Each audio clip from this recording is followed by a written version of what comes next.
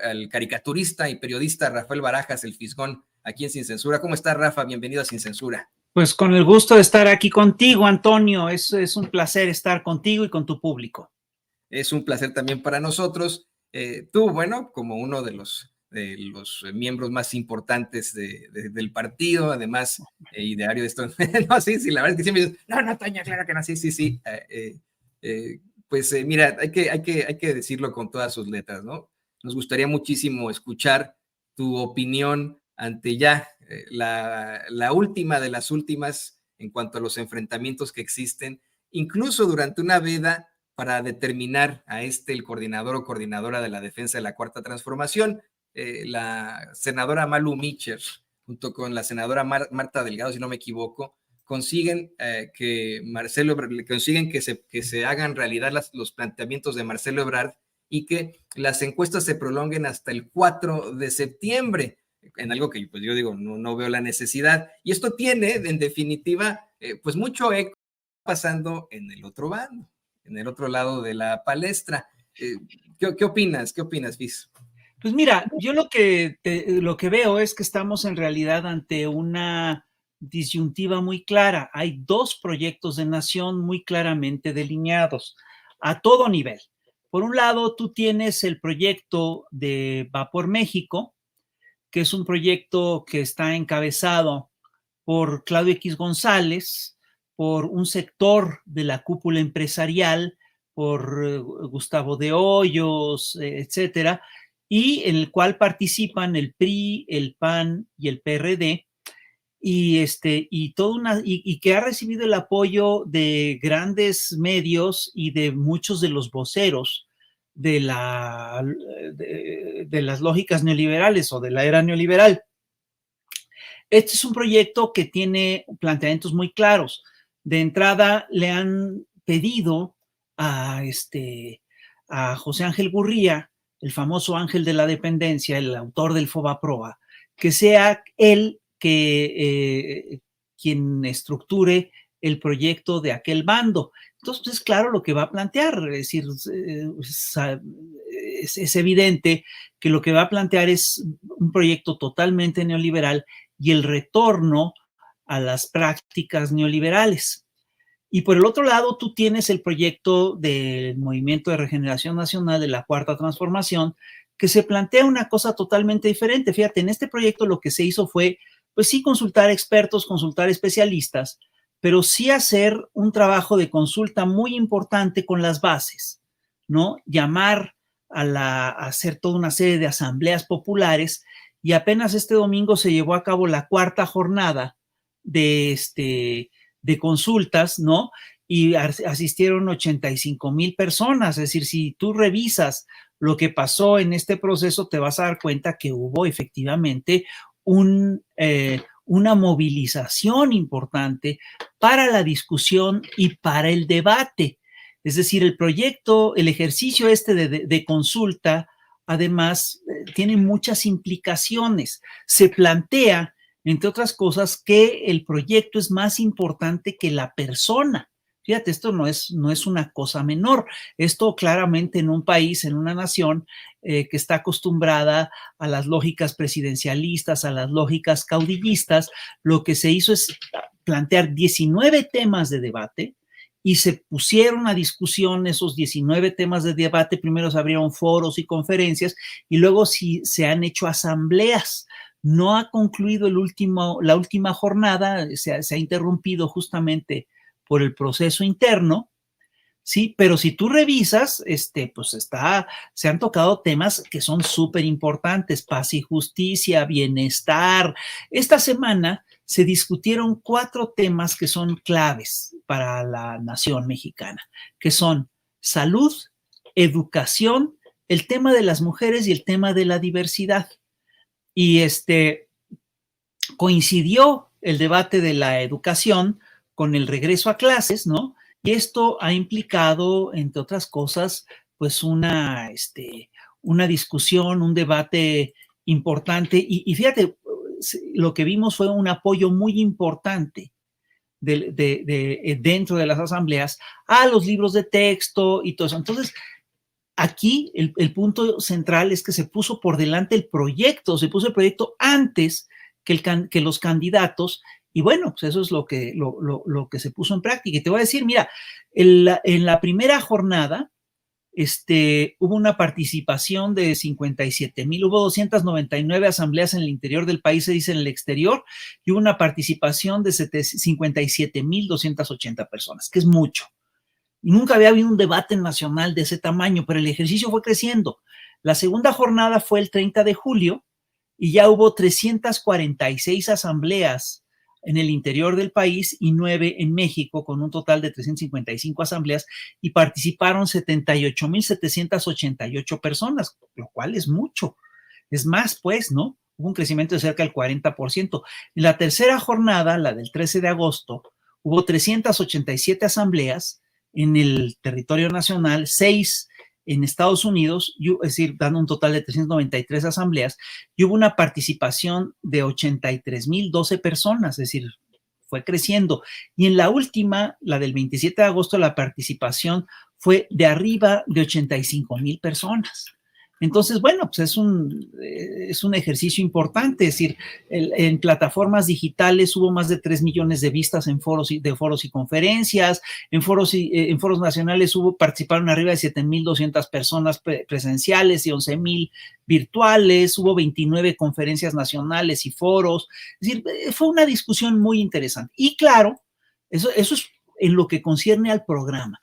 Y en lo que concierne al proyecto, al método de selección del candidato, pues nosotros estamos viendo claramente dos procesos. En Morena, efectivamente, tienes un proceso de selección interna.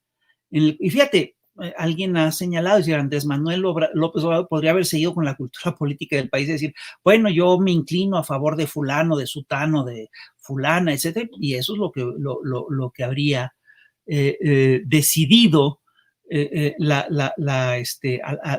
la candidatura del Movimiento de Regeneración Nacional, pero no, optó por un proceso de selección que es el mismo que se ha hecho para la selección de todos los cargos internos de Morena, que es abrir el proceso a una encuesta general y que sea la encuesta la que decida quién va a ser el candidato. Y pues obviamente en este proceso ahí va, empezó con algunos tropiezos, ¿no? Hubo retrasos, tal, entre otras cosas porque es un proceso inédito, pero el proceso ahí va y es un proceso democrático, están todos los participantes activos y están todos, por supuesto que hay dimes y diretes y hay estirones, tal, pero eso es lo típico, eso es lo natural de absolutamente cualquier proceso democrático. En cambio, del otro lado, lo que vimos es una cosa muy curiosa. En primer lugar, van a la saga de la elección interna de Morena. Y no solamente van a la saga en términos de tiempos, aunque ya adelantaron su candidato, eso hay que reconocérselos, pero van a la saga en términos de método, porque también propusieron hacer una encuesta y después hacer una elección interna, ¿no? Y es curioso porque desde el 8 de agosto, el 8 de julio, López Obrador, 8 o 9 de julio, López Obrador dijo, pues ya sé quién va a ser el candidato de la oposición, va a ser Xóchitl Gálvez. Fue un acuerdo cupular que tomaron Claudio X González con un número muy reducido de personas, en los cuales están grandes empresarios, están sin lugar a dudas algunos políticos y está sin lugar a dudas un grupo de intelectuales. Andrés hoy señaló que habían consultado a Jorge Castañeda, a Enrique Krause, a Héctor Aguilar Camino. Se preguntó, bueno, ¿y por qué los consultan a ellos? ¿Cuál es el sentido de consultarlos precisamente a ellos? ¿A quién representan?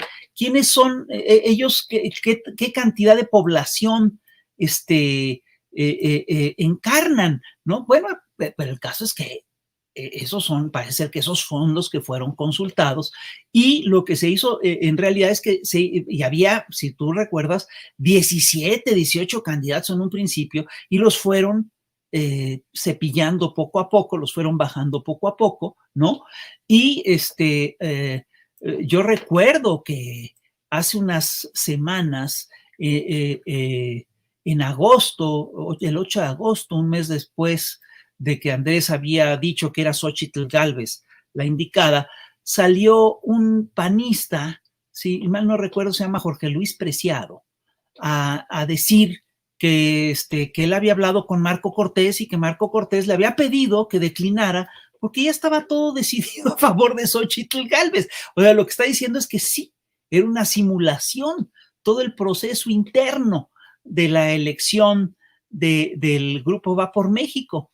Y la verdad es que como si fuéramos siguiendo un libreto, lo que fuimos viendo es cómo poco a poco fueron declinando Krill y de la Madrid y todos aquellos candidatos que tenían algún interés por parte de la oposición, es decir, muchos de los candidatos que tenían o que sentían que tenían posibilidades, fueron declinando uno por uno. Y al final solo quedaron Beatriz Paredes y Xóchitl Gálvez. Y lo que vimos en estas fechas fue una cosa increíble. Es decir, hubo efectivamente debates, ¿no?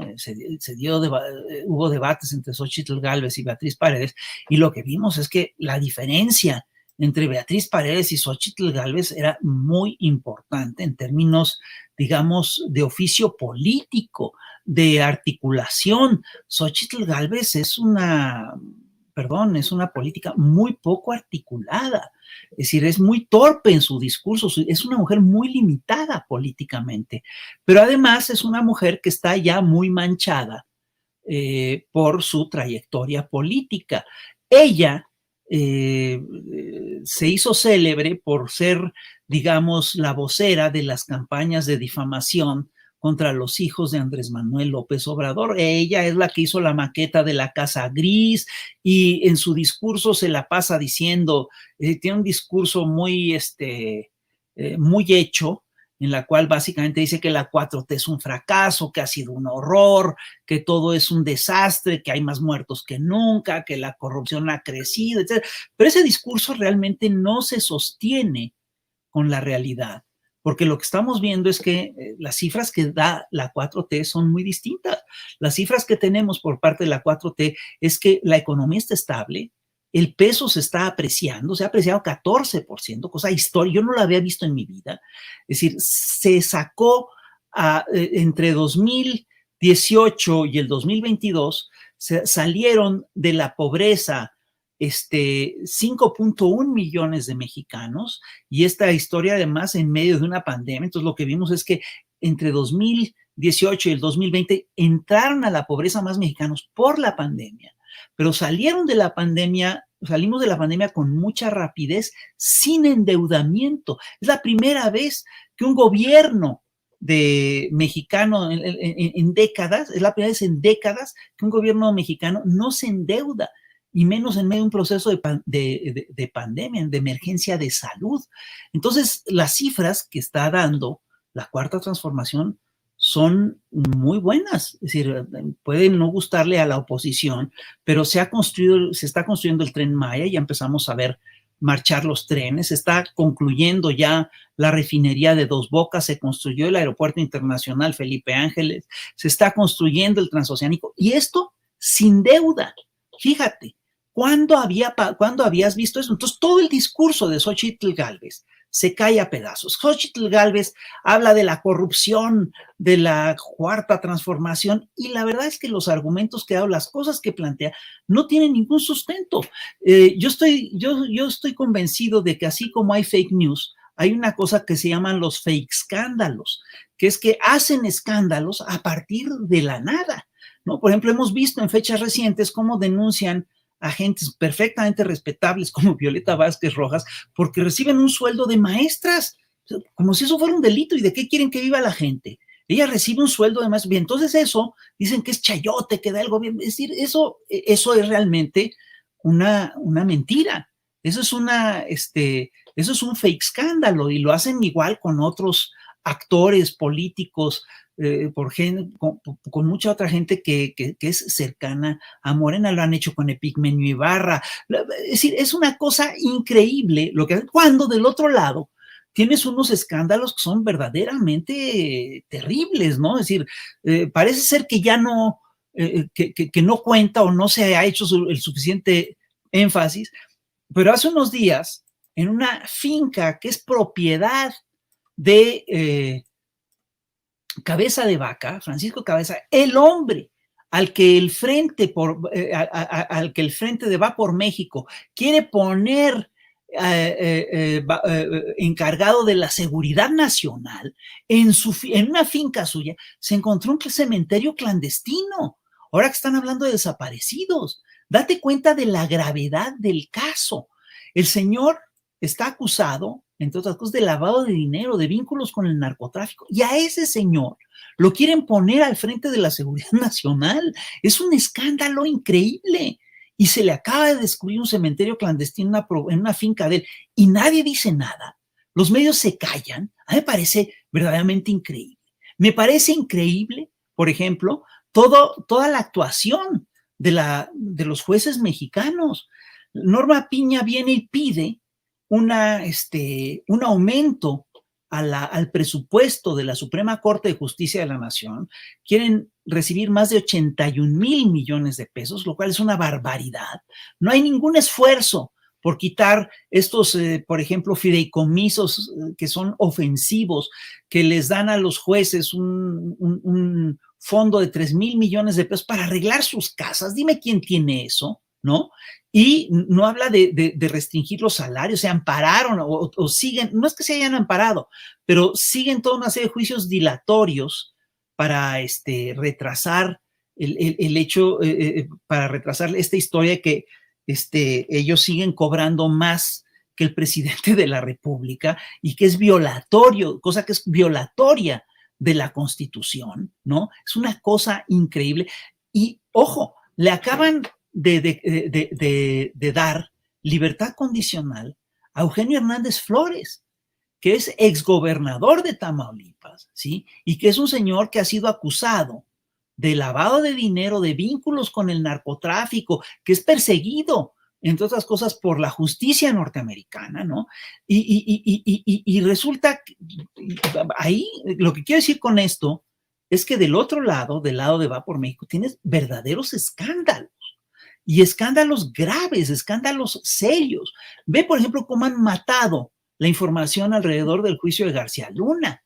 Es decir, de eso prácticamente no se habla. Perdón, estás hablando de un caso de corrupción verdaderamente bestial, en el cual sometieron al país a una guerra contra el narcotráfico y pusieron al frente de esa guerra a un aliado del narco. Digo, no es una cosa menor lo que estamos viendo. Y fíjate, para terminar con el tema de la oposición, de este grupo de Va por México, el método diseñado por Alianza PRI-PAN-PRD para seleccionar su candidato no se sostuvo ni una semana. A los pocos días de que se había planteado el método, habían planteado ellos hacer una suerte de comité electoral ciudadano y con 11 ciudadanos, con 11 integrantes, así supuestamente de renombre, y a los pocos días habían renunciado 5 de estos ciudadanos. Y luego hemos visto cómo poco a poco todos y cada uno de los personajes que estaban ahí metidos fueron declinando sin razón. Ni siquiera se concluyó la encuesta, ni siquiera hicieron la encuesta, ya no digamos que llegaran a la votación, todo fue una simulación. Y fíjate, ¿esto qué quiere decir? Que esta cultura antidemocrática del dedazo sigue viva en el PRI, sigue viva en el PAN, sigue viva incluso en el PRD, sigue viva en los grupos de la oposición, pero con una diferencia. Ahora el núcleo del poder ya no es, como lo fue en tiempos del PRI, el presidente de la República, sino el núcleo del poder es el poder económico, es la oligarquía económica. Se dejaron dar un dedazo por la oligarquía económica. Entonces, una cosa penosa lo que está pasando con el Partido Revolucionario Institucional. El PRI fue el hegemón político de la nación durante décadas.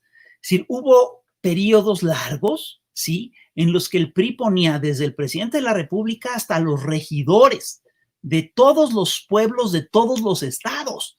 Es decir, era un partido de Estado perfectamente vertical, muy autoritario, pero además muy eficiente. Y ojo, este partido de Estado tenía un origen nacionalista. No podemos olvidar que el PRI en sus inicios fue en realidad una asamblea de partidos. Quien tiene esto muy bien estudiado es Luis Javier Garrido, en un libro fantástico, un libro que es importantísimo, que es El Partido de la Revolución Institucional, o institucionalizada, no recuerdo. Pero el caso es que Luis Javier Garrido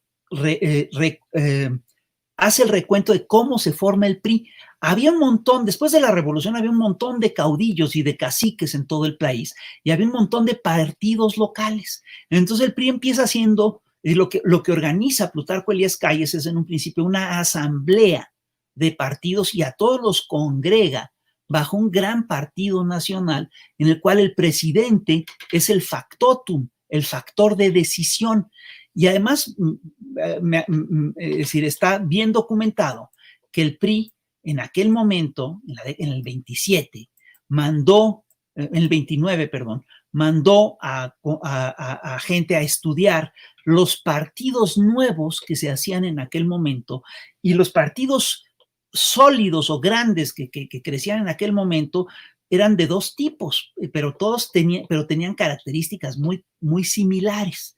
Uno, se mandaron a estudiar los principios y los postulados del Partido Fascista Italiano y del Partido Bolchevique soviético.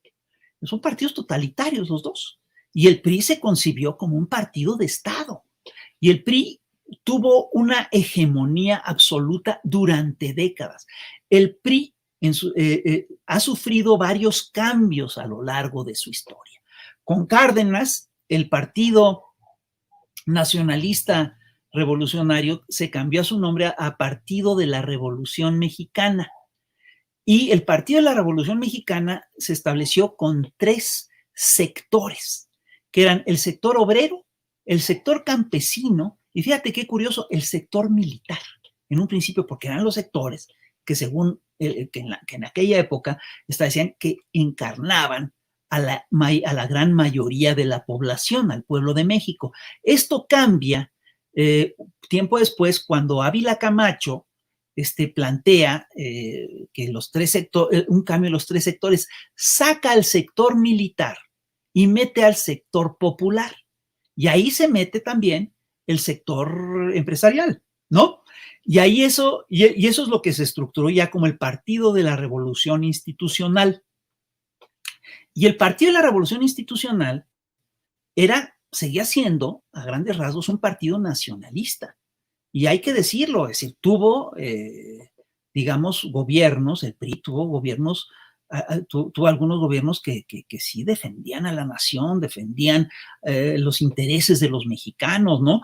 Es decir, y el PRI logró hacer una cosa muy curiosa, porque durante un periodo largo fue un partido macartista, por un lado, que siguiendo las lógicas de Washington, perseguía a los comunistas, todo ese rollo, pero un partido nacionalista, ¿no? Defendía las lógicas nacionales, defendía en principio los intereses de la nación, y bajo el PRI se fue consolidando, aunque nunca se acabó de consolidar, una suerte de estado de bienestar, en el que tú sí tenías instituciones de seguridad social, tenías al Infonavit, etcétera, etcétera. Y todo esto se viene abajo cuando llega Miguel de la Madrid y el PRI cambia de eje, deja de ser un partido nacionalista y se convierte en un partido neoliberal, en un partido que impulsa las lógicas del libre comercio. Esto se va agravando de manera paulatina hasta que en tiempos, pues ya de Zedillo, pues tenías un PRI que era claramente neoliberal, que operaba a favor de las multinacionales. Y desde tiempos de Salinas, lo que vimos es cómo el PRI abandonó sus principios, sus proyectos, abandonó su lógica nacionalista, ¿sí? Y se entregó a las lógicas del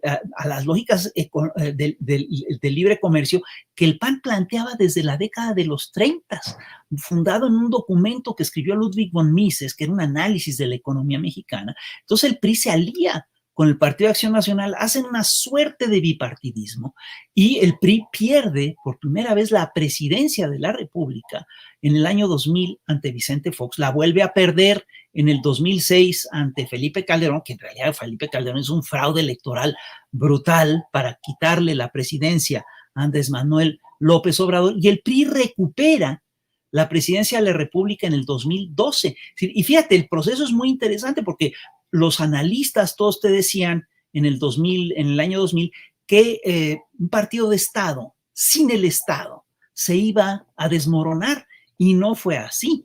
El PRI tenía tal arraigo a nivel nacional que se pudo reconstruir a partir de los estados, a partir de las gobernaturas, y todos los candidatos a la presidencia del PRI en 2000 y en el 2006 y en el 2012 eran gobernadores, y a partir de ahí fue reestructurando su poder, fue reestructurando su fuerza, y volvió a conquistar la presidencia de la República en el 2012 con Peña Nieto. Y nos decían que el PRI era el nuevo PRI, que ya había aprendido, que no iba a ser un PRI corrupto, etcétera. Y no fue cierto. Nos llegaron un PRI así como los adictos al alcohol o al cigarro dejan de fumar o dejan de beber durante un tiempo y que después regresan, pues quieren recuperar el tiempo perdido y fuman más que nunca y beben más que nunca. Y este PRI de Enrique Peña Nieto saqueó al país más que nunca. Fue una cosa bestial. Vimos estafas como la estafa maestra, vimos, hicieron verdaderamente un saqueo sistemático de la nación. Vimos el caso de Duarte en Veracruz, vimos el caso también de César Duarte, es decir, escándalo tras escándalo, ¿no? Y esto, pues entre otras cosas, es lo que le abre las puertas a la cuarta transformación, que la gente estaba verdaderamente harta de tanto saqueo, de tanto robo, de tanta corrupción, ¿sí? Y el PRI, fíjate, pero el PRI pasó de ser el partido en el gobierno. Todavía en el 2017, a inicios de 2018, el PRI gobernaba a México. Y en unos cuantos meses, en unos cuantos años, ¿sí?, se ha terminado por convertir en un partido de la chiquillada. Ve qué desastre más colosal el que están enfrentando estos señores. Es decir, Enrique Peña Nieto llevó al PRI de regreso al poder, ¿sí? Pero lo hizo no para regresar a las lógicas nacionalistas, sino que lo hizo para consumar las reformas estructurales neoliberales planteadas por el Fondo Monetario Internacional, por el Banco Mundial, digamos, por las grandes cúpulas oligárquicas internacionales. Y hoy en día, sí, el PRI acabó siendo, es decir, se ha ido desgastando y se ha ido cayendo a cachitos, ¿sí? Y lo que estamos, fíjate, pero fíjate, es muy curioso porque sí, el PRI formó mucha gente. Y el caso de Beatriz Paredes es emblemático de esto. Beatriz Paredes ha hecho cosas que no son presentables, pero es una política muy estructurada, muy hábil, tiene un discurso muy fluido, en fin, pero lo que estamos viendo, ¿sí?, es verdaderamente la absoluta bancarrota del Partido Revolucionario Institucional. Es la primera vez desde su fundación que el PRI va a hacer campaña presidencial sin presentar un candidato propio. Y las formas que se siguieron para la declinación de Beatriz Paredes fueron verdaderamente lamentables. En la sede del PRI, ¿sí?, Alito Moreno, sin la presencia de Beatriz Paredes, anuncia que Beatriz Paredes se va de la contienda. ¿Y por qué no lo hizo con Beatriz Paredes? No le tocaba a Beatriz Paredes decir, oye, yo sí me retiro, tal, tal. Y el discurso de Alito Moreno fue también lastimoso. Entonces, sí, yo sí creo que estamos asistiendo ya a una cosa por la que muchos mexicanos pelearon, me atrevo a decir, peleamos durante mucho tiempo, que es la extinción del dinosaurio priista.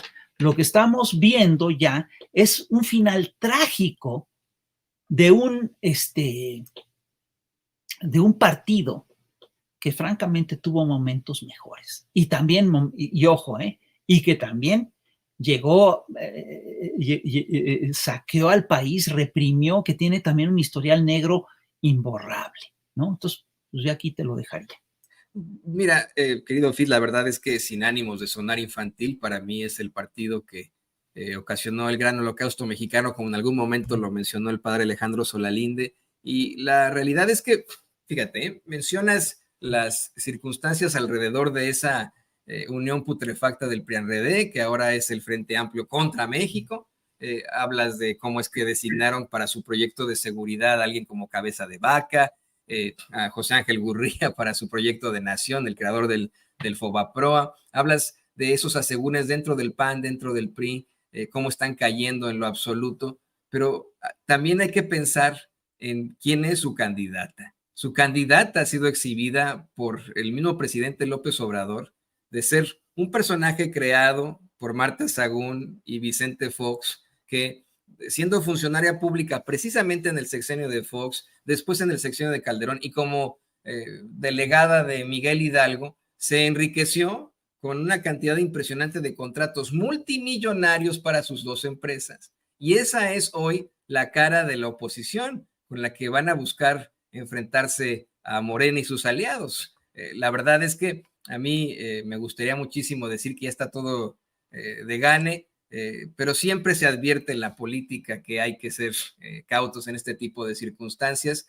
No se ve que alguien a quien le encanta la payasada, como es Xochitl Gálvez, que se disfraza de dinosaurio, que se sube supuestamente a un ring a pelear, que se pone, que se pinta la cara de panda y etcétera, pueda de alguna u otra forma tener algún tipo de posibilidades, pero pues siempre existe ahí la preocupación de que con el poder que tienen con los medios de comunicación corporativos, todavía con esas élites, tengan algún tipo de posibilidad en este tipo de casos. Pero bueno, como siempre ha sido un análisis fantástico el tuyo, Rafael, ha sido muy enriquecedor. Los mensajes no dejan de llegar.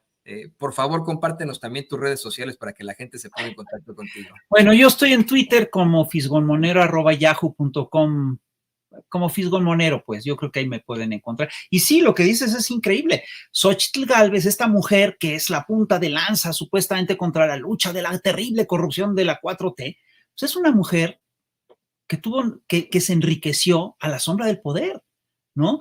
Y que está haciendo campaña con inteligencia artificial. Yo creo que el tuit que vimos hace poquito de ella es increíble, es verdaderamente, es decir, te la pinta de cuerpo entero. Pone una imagen suya en la que está claramente embellecida con inteligencia artificial, ¿sí? Y dice, sé tú misma. Es decir, fíjate, tú dices, bueno, qué contradicción, ¿no? Es decir, ¿cómo puedes decir que sé tú misma y tener una imagen de inteligencia artificial? Finalmente, sí hay mucha honestidad en ese tweet, porque lo que te está diciendo, sé tú misma, es lo que está diciendo, yo soy esta cínica, yo soy este caso de sí mismo, que te exijo autenticidad mostrándote una imagen de inteligencia artificial.